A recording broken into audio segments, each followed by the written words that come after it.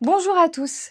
Aujourd'hui dans Ecoport, on fait le point sur le commerce international des produits du porc dans un contexte mondial qui continue d'évoluer rapidement. L'export reste un enjeu majeur pour l'ensemble des grands pays producteurs, mais les équilibres sont actuellement en train de se réorganiser.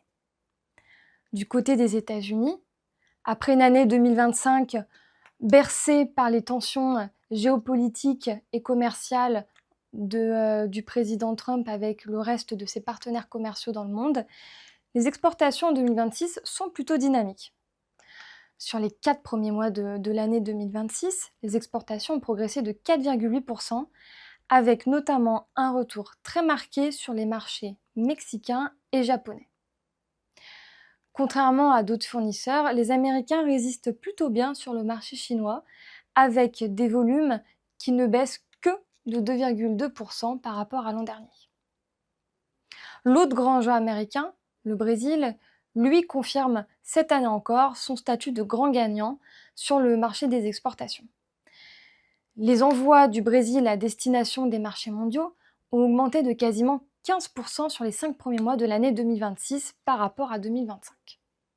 2026 pourrait ainsi être de nouveau une année record.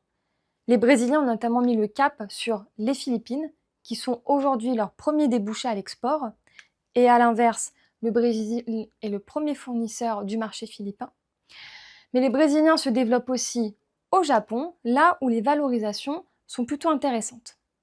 Le Brésil montre une nouvelle fois une très forte capacité d'adaptation au contexte international. Du côté du marché chinois, plus grand importateur de porc dans le monde, les importations continuent de ralentir. L'économie chinoise est toujours peu dynamique en 2026, les consommateurs restent prudents et sur le premier trimestre, les importations chinoises ont chuté de 19%. Malgré ce recul, il reste d'autres opportunités commerciales ailleurs en Asie.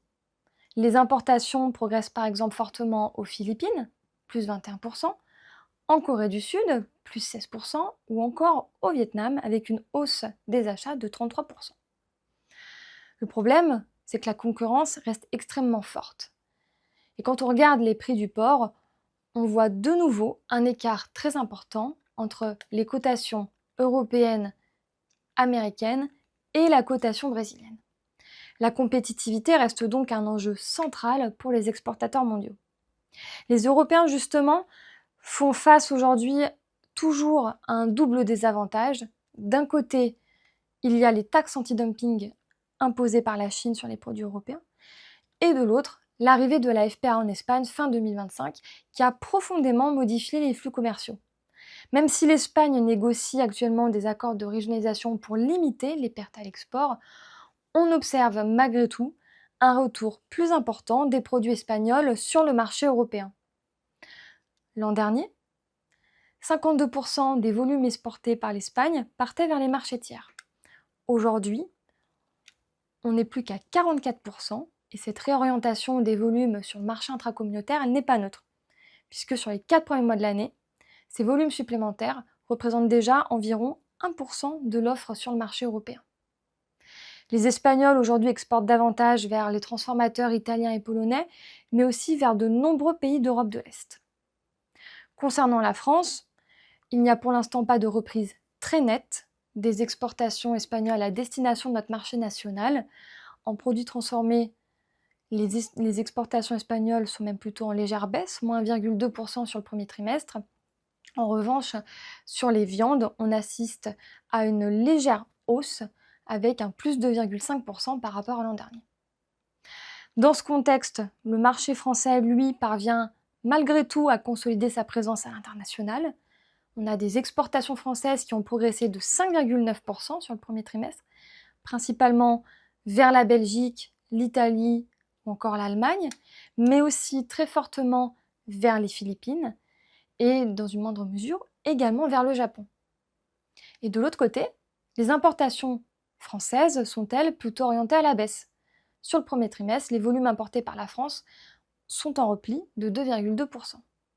Au final, tout cela confirme qu'on reste dans un contexte économique qui est durablement complexe, entre la réorganisation des flux européens, la concurrence internationale très forte, les hausses des coûts logistiques liées aux tensions géopolitiques au Moyen-Orient et les tensions concurrentielles risquent de rester importantes dans les prochains mois.